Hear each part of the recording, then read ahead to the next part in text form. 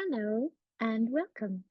Thank you for being courageous enough to take your first step on your journey towards thoughtfulness. I'm sure you've heard a lot about the term mindfulness, the practice of gently focusing your awareness on the present moment in order to achieve inner peace, yada, yada, yada. It can work really well for a lot of people, and it has been working really well for a lot of people for like millennia. Ever since that guy in India went to sit under a Bodhi tree 2,500 years ago and discovered enlightenment and then coined the phrase mindfulness. And it kind of caught on from there. So it works. We do know that it works. But unfortunately, the actual practice of mindfulness doesn't always work with everyone, myself included. It often leaves a lot of us feeling frustrated and discouraged and not at all internally peaceful. So, this is a course designed specifically for you guys, those among us who lack the patience and persistence to begin again and again and again, which is kind of a basic requirement of mindfulness, I'm told.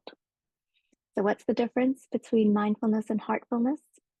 If you think of mindfulness as being an off switch for your default mode network, and by default mode network, I mean the part of your brain that keeps you stuck in this endless loop of destructive thought patterns that largely prevents you from living the life that you want, then heartfulness is not an off switch, but an entire system override for fear. It's not about turning away from thoughts, but a leaning into and a turning towards something much bigger and more powerful than the annoying, self defeating, broken record that keeps playing incessantly in your mind.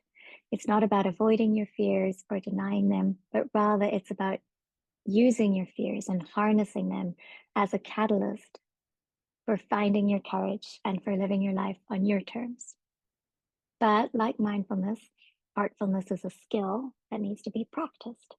So every time you choose to find the courage to lean into a difficult feeling or a difficult situation with compassion and understanding, you're forging new neural pathways in your brain and strengthening your distress tolerance and developing new habits that will, over time, enable you to live a more courageous, more authentic, and more meaningful life.